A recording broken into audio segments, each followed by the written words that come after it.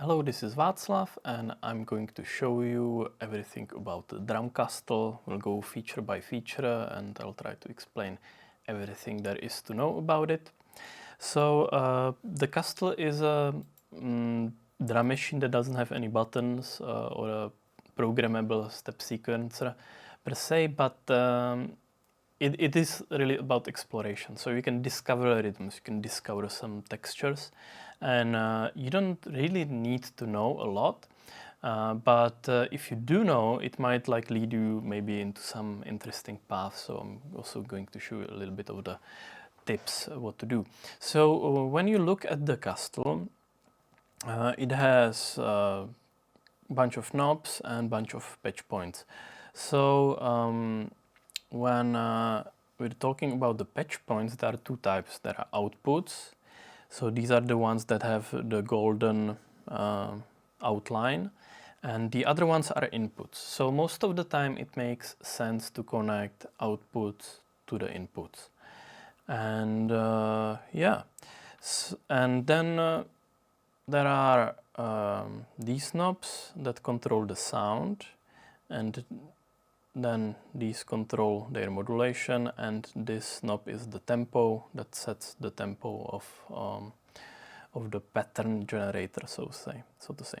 So the Kastle can run on batteries or micro USB. So I'm gonna plug in the USB to save the batteries, and I'm gonna connect audio to the main output.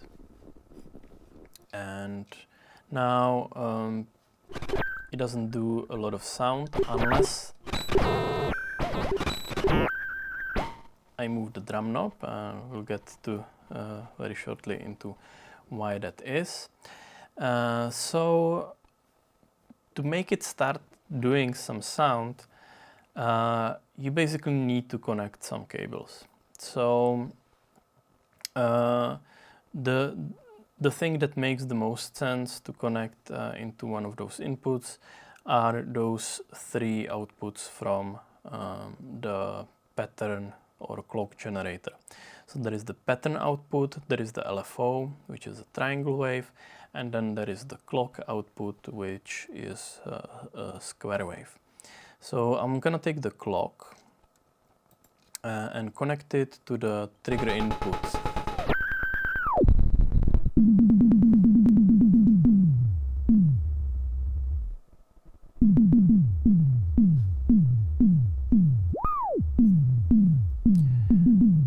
So it triggers the sound at the trigger input, kind of what you would expect. However, the trigger output is not as simple as it may seem. So if I take the pattern output, which doesn't just generate a square wave, but it generates pulsed voltages, and connect it to the trigger input, you can hear that some of those hits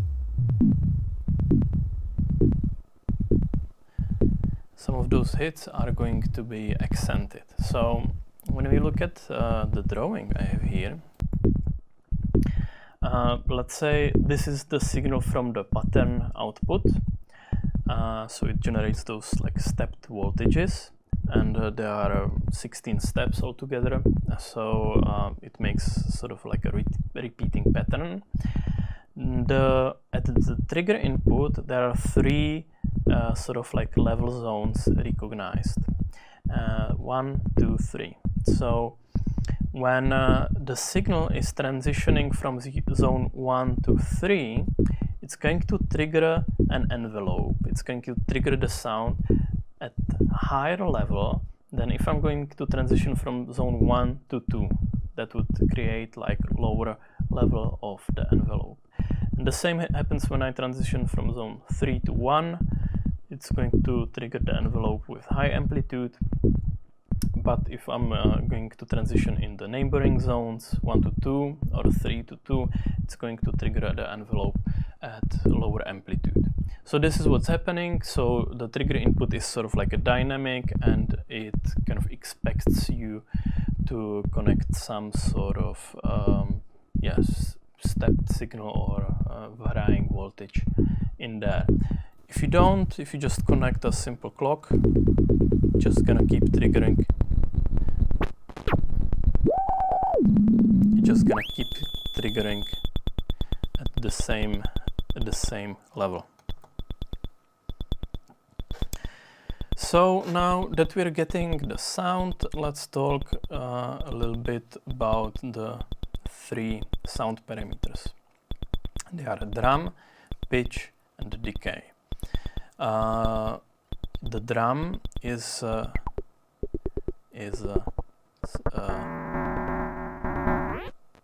you can select 8 different drum synthesis modes.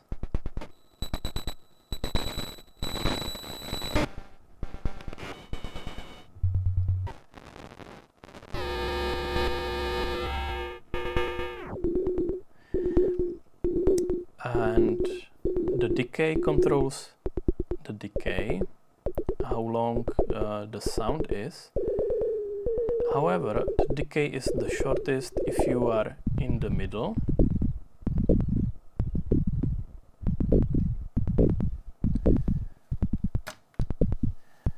And it's if you go to the left, you will get the decay with a pitch modulation, so the envelope is going to modulate the pitch, and the decay gets again shorter as I go into the middle.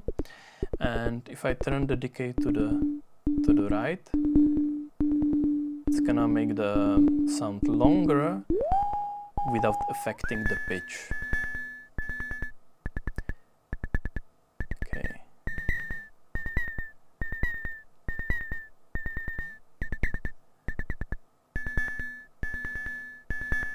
Yeah, so this is the decay knob, and the pitch is sort of like self-explanatory. Now the drum and the pitch, they have their like modulation counterparts here on the left side.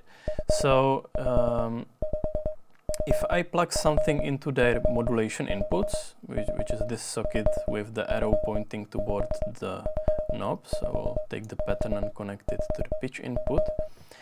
Now it doesn't do anything because the modulation is all the way down, but the more I modulate it, the more it's going to change the pitch. So it's the same signal I'm using to trigger, but now you can somehow like visualize it or sonify it, so you hear the pitch representation of that signal. So the more pitch modulation, the more it's going to go all over the place. If I go lower with the pitch, it's just gonna go. It's gonna go all over the range. So if I plug in the same signal into the drum mode and bring in the drum modulation, you hear something a bit more interesting starts to happen, and that I'm basically gonna change the drum synthesis mode. So I'm gonna get a different drum hits. So this is already making a pattern, basically sequencing different drum hits in time. I have another drawing for that here. So this is basically what we hear is happening. So there is this stepped voltage from the pattern output, and then the Kastle recognizes 8 different zones where this signal can land. So if the drum is all the way down and the drum mod is all the way up, it will land across the whole spectrum. It will hit all the different drum sounds that are possible. However, if I bring up the drum, it's gonna offset the whole. It's gonna offset the whole beat up, and it's gonna not trigger some of the lower drum sounds. and the higher I put it, the less variety there is going to be. So it's only triggering those like higher drum synthesis. So if I'm gonna be somewhere in the middle and lower the drum mod, it's gonna be only triggering something around the middle. And if I go low and have just a little bit of drum mod, it's only going to trigger only the lower drum sounds. So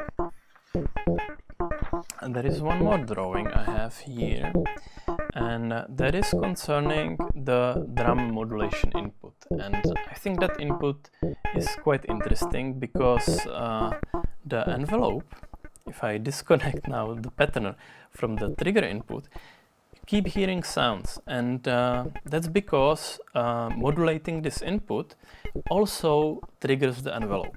So if I turn the modulation all the way down, you don't hear anything, but you might remember that moving this knob, the drum knob, somehow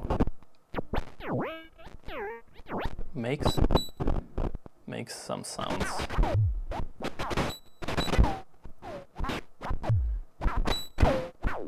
So what this is what I call like dynamic acceleration charged envelope, which is a fancy way of saying of like how fast I'm gonna move the knob. It's gonna like trigger the sound louder. If we look at the drawing here, let's say this would be some sort of the input on some sort of a voltage at the drum mod input. So when there is going to be big change in the voltage, the envelope is going to go all the way up. It's gonna like increment, and it's gonna go up a lot. If there's going to be smaller difference, it's gonna make a smaller difference over time. If there is going to be some sort of like a smooth signal going up, it's gonna do only short increments because it doesn't accelerate as fast. So in practice, what it means that bringing up the drum modulation and modulating only the drum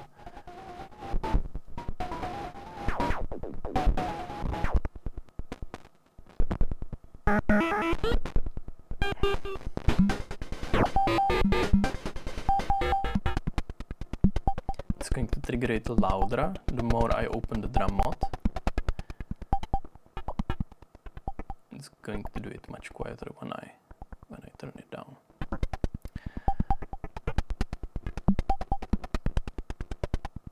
And also if I sort of squeeze it all the way up, it's not gonna make such big differences. It's also gonna be a bit quieter.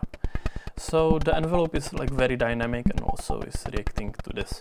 So basically this is how you can start making beats, just connecting one cable from pattern to the drum mod, and it already makes something that I think is fun to play. What you can also do is to modulate the decay of the sound. So this way you are going to get some of the sounds are going to sound louder because the envelope is going to be longer.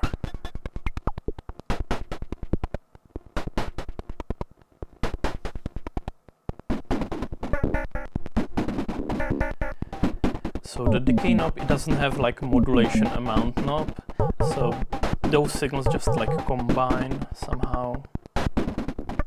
Okay, good. So this is basically the sound core of the Kastle. 3 sound parameters: drum, decay, and pitch. All of them can be modulated. I can take another signal and modulate the pitch, just to show that.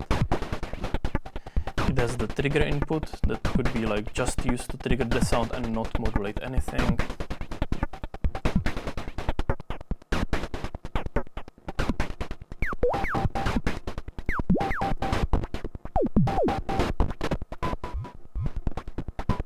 Yeah, So this way you can just like mess around and discover different rhythms. Okay, so let's talk a little bit more about the modulation section or the pattern/clock generator. So I'm gonna use the clock output. That's just a simple square wave. Go into the trigger input. Whoop.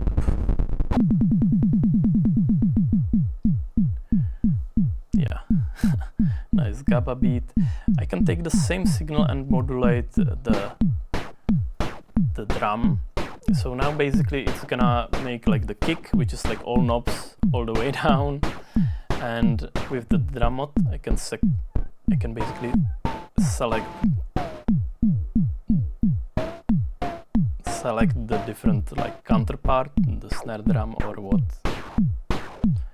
whatever I want. You can make the decay shorter or longer, or I can also take the clock or something, pattern maybe, and modulate the decay. So now I'm gonna get a much more varied polka type pattern maybe. Okay, cool. So yeah, so that is the clock output. You can also use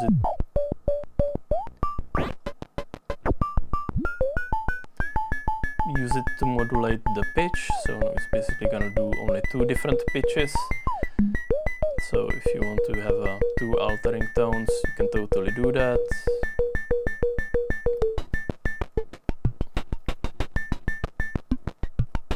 Yeah, basically like that.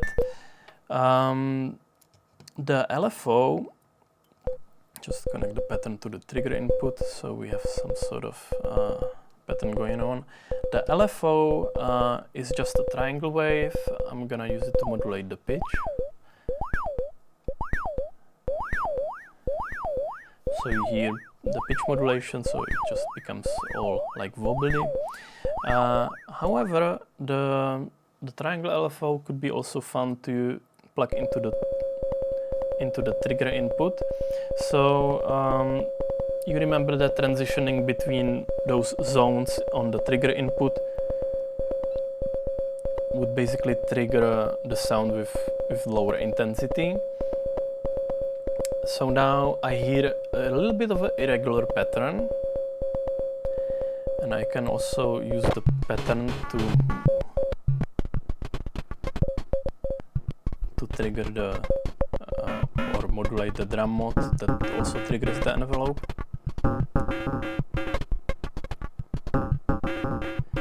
So now what is happening is that the triangle is not crossing, transitioning those zones exactly on the moment when the pattern changes.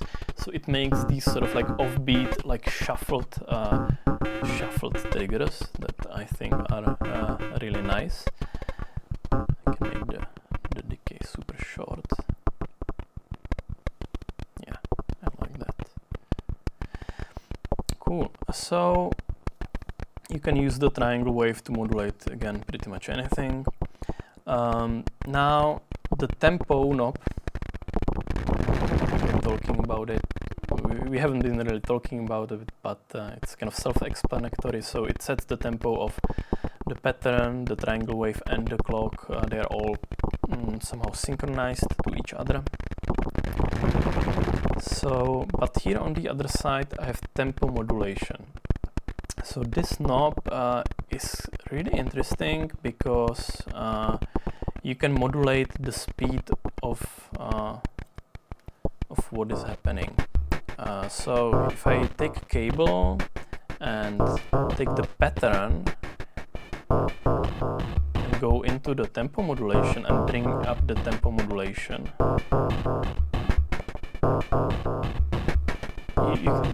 you already start to feel some like really odd groove, and the more you bring of it, maybe bring the tempo down. It's gonna do these like sort of like random almost bursts or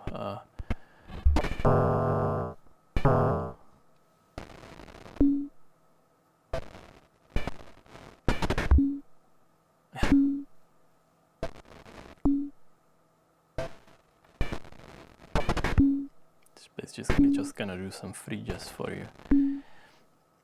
Cool. Yeah, I'm gonna disconnect it now, and we're gonna listen to this beat. So now the pattern is generating a 16-step sequence. So now that sequence could be shortened either to 8 steps, or it could be like made random or semi-random. So that is what the feed input is used for. I'm going to use this output, which says minus and plus. So basically it's just like 0 volts and 5 volts. So you can use that to, I don't know, offset some of those signals, or just plug it directly to the feed. So when the feed is not connected to anything, it makes the 16-step sequence. As soon as I connect it to minus, it starts to make 8-step pattern. If I disconnect it, I'm back to 16. And the moment I connect it, it's basically gonna loop the last 8 steps. So I can get different 8-step patterns out of the same material based on like when I connect the cable.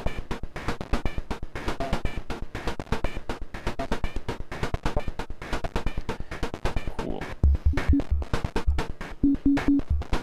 So now connecting the feed to plus will, however, just generate a random pattern. So now it doesn't repeat at all, which is fun, but also it's important that when I just disconnect it, it's just gonna give me a new pattern, and I can just like briefly connect it to plus, and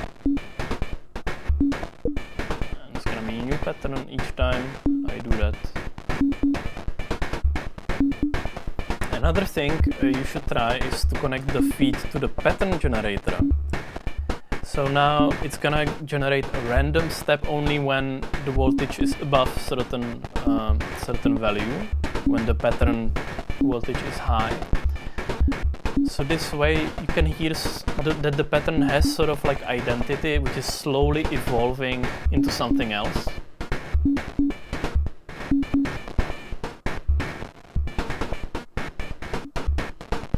So this way you achieve like evolving semi-random patterns. Cool. So now maybe we can go just to the trigger input here with the pattern. I'm going to use the LFO to modulate the pitch. So we already know that it does like up and down, it's a triangle wave.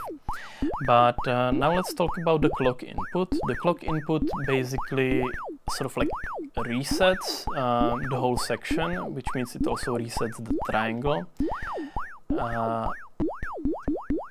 So when I connect the clock into the clock input, it basically just like renders a little bit of the triangle that just goes up. So that way you can have the like ramp up pitch modulation. So with the decay going to the left, you have the ramp down pitch modulation. But like this, you can get the pitch up, so you can get these like bubbly type sounds. So this is what you can use it for. However, the clock input is mainly here to give you synchronization to external gear. So I'm bringing here my OPZ. Okay. And okay, play something here. So now I connected it. It gives me analog clock, and I will be going to the I/O input. So the I/O stands for input output, And you can use it to either send signals from the Kastle into some gear. So if I want to like synchronize, let's say, a pocket operator or something, I can go with the clock out into the I/O and send it to the pocket operator or Volca or anything. But you can also send something from the OPZ into the Kastle. So now it's connected and it goes into this I/O socket, so it's available now in the Patchbay, and I'm going to connect it into the clock input. So turn down the tempo a little bit, and I'm gonna connect the pattern to the drum mod. Now you can hear it's quite clearly synchronized.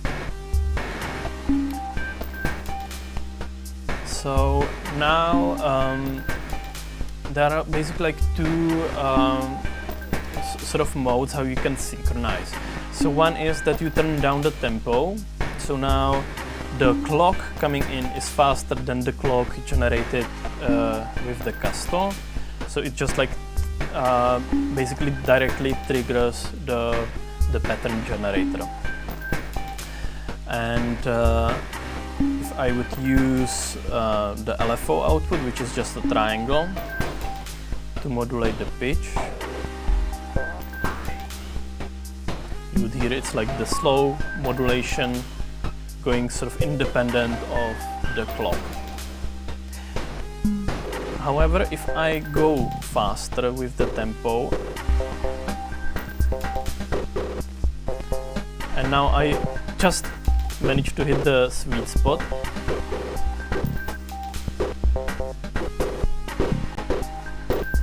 So basically now it's running faster than the incoming clock, but it's being reset by the incoming clock, which means it basically multiplies the incoming clock. So this is the speed of the incoming clock,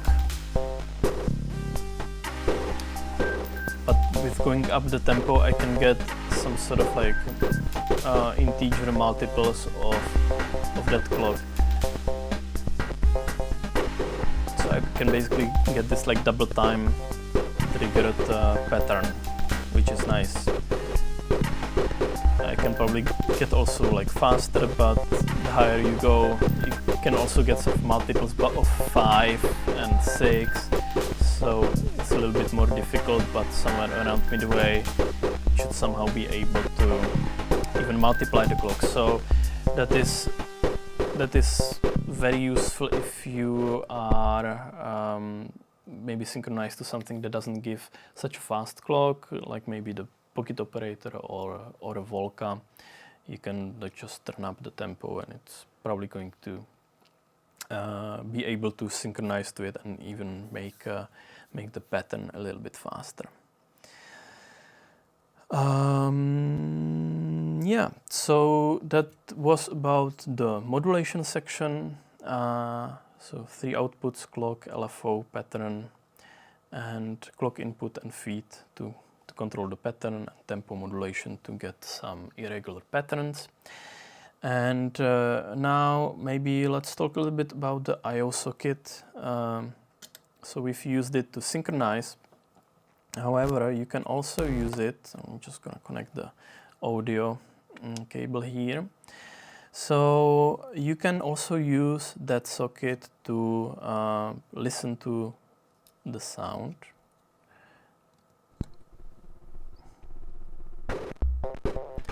So now if you're listening in stereo, you can hear it only in the left channel. If I connect the cable to the right R socket, you hear it only through the right channel.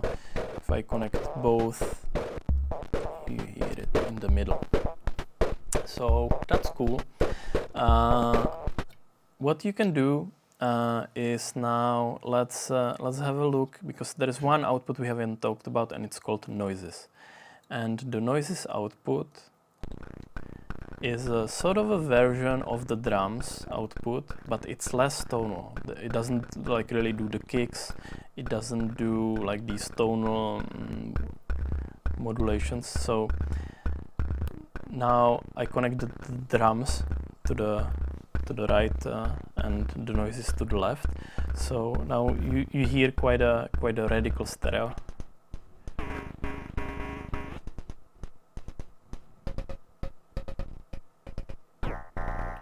And what you hear in the left from the noises output, it's like a lot less tonal. And so either you can use it like this to create like a stereo sounds, which is fun. So let's make this pattern a little bit more interesting. Just plugging more cables.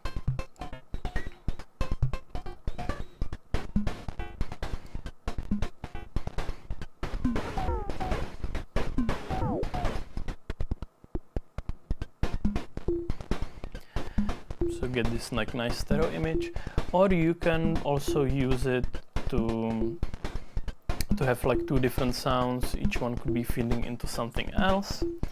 And maybe you remember this drawing from before. So just gonna disconnect for a little bit. You remember if you make like a big transition on the trigger input, it's gonna trigger the drums envelope louder than if you transition from zone 1 to 2. On the noises output, however, it's gonna be exactly the opposite. So if I going to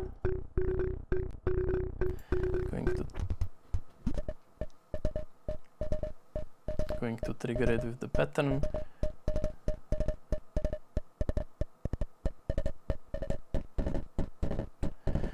you hear some sort of like a panning effect. So this is what it's useful for.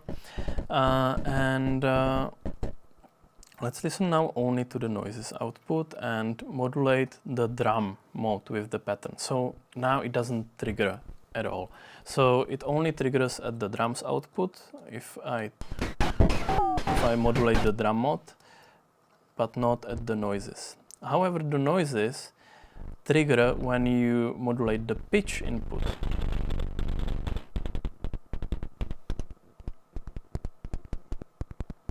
So if you maybe send like two different trigger signals into the Kastle, use one to modulate the pitch, that would trigger the noises output.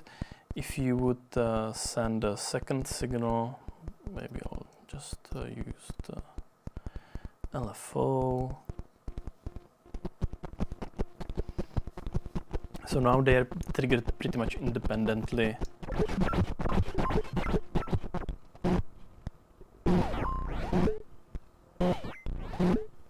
Yeah, nice. So you can make these strange like stereo patterns, or you just use them as two independent drum voices. And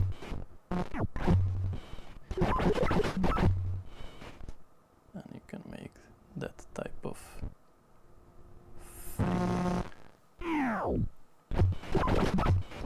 free jazz almost. Experimental rhythm. And now it's still repeating. Plug the feed to plus, and it's gonna never repeat. It's gonna be just like random stuff happening. Yeah.